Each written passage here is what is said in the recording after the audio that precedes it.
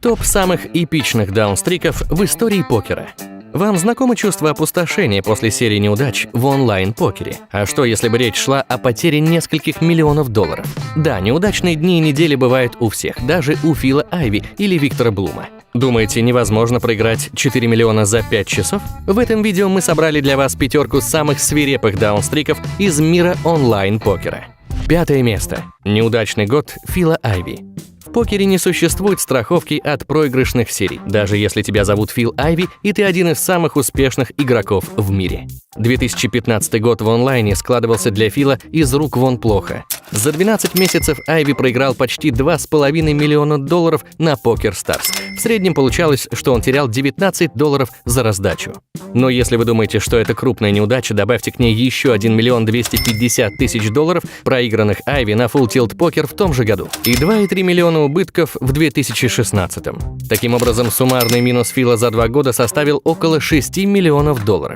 Но чего только не может себе позволить человек, чье состояние оценивается в 100 миллионов. К тому же всегда можно заглянуть на дорогую кэш-игру в Макао. 4 место. Патрик Антониус и старая травма.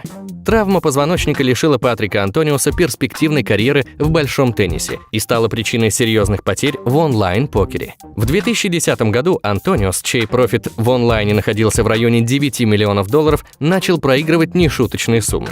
Антониус потерял 4 миллиона уже к марту и в будущем потратил немало сил для того, чтобы отыграться. Позже Патрик признался, что во время неудачной серии находился в больнице и лечил застарелую травму спины. Когда проблема решилась, графики Антониуса снова уверенно потянулись вверх. 3 место. 5 часов Исильдура. Рассказывая о Викторе Блуме, можно перечислить множество достижений с приставкой «самый». И самая неудачная 5-часовая серия в истории онлайн-покера, пожалуй, тоже принадлежит шведу. Осенью 2009-го Блум наделал много шума в онлайн-кэш-играх и заработал больше $9 миллионов.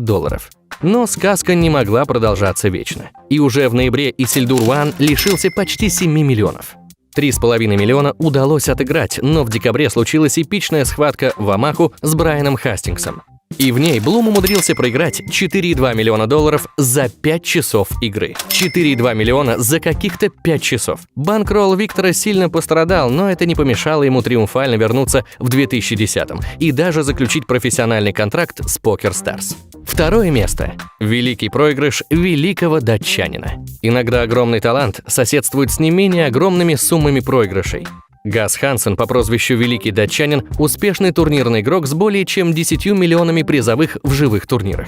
Поначалу дела шли неплохо и в онлайн-кэше, профит даже достигал отметки в 8 миллионов. Но однажды Хансен из-за своего упрямства и плохой тильтоустойчивости стал любимым соперником игроков на High Stakes. В итоге Гас зафиксировался на отметке в $27 миллионов убытка всего за 2,5 года игры. Сам он признавался, что не разбирался в программах вроде Hold'em Manager и покер-трекера и даже подумывал исправить ситуацию. Но получилось так, как получилось: почти $21 миллион убытка и один из худших результатов в истории покера. 1 место. Цирковые даунстрики.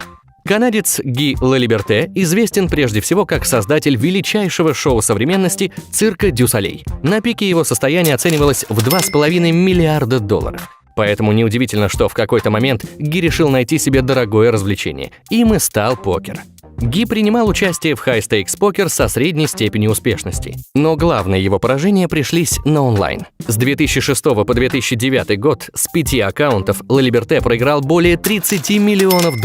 В эту цифру очень сложно поверить, но статистика это подтверждает. За это время многие молодые игроки получили солидные банкроллы за счет Ги. Повезло оказаться в нужное время в нужном месте Патрику Антониусу, Тому Двану и братьям Данк. На некоторое время Ги пропал с покерных радаров и появлялся на Full Tilt Poker и PokerStars с короткими набегами, но глобальных потрясений они не принесли. Всего лишь даунстрики на 2,7 и 4,6 миллионов, мелочи для миллиардера и космического туриста. А что если мы скажем, что существует способ узнать свой уровень скилла в покере, при этом потратив максимум 15 минут? Проходи покерный аудит, узнавая, что именно отделяло тебя от побед все это время. Все твои сильные и слабые стороны в одном месте. Подробности в описании. Это был топ-5 самых эпичных даунстриков в истории от Академии покера. Подписывайтесь на наш канал, ставьте лайки и колокольчик, записывайтесь на обучение и побеждайте вместе с нами.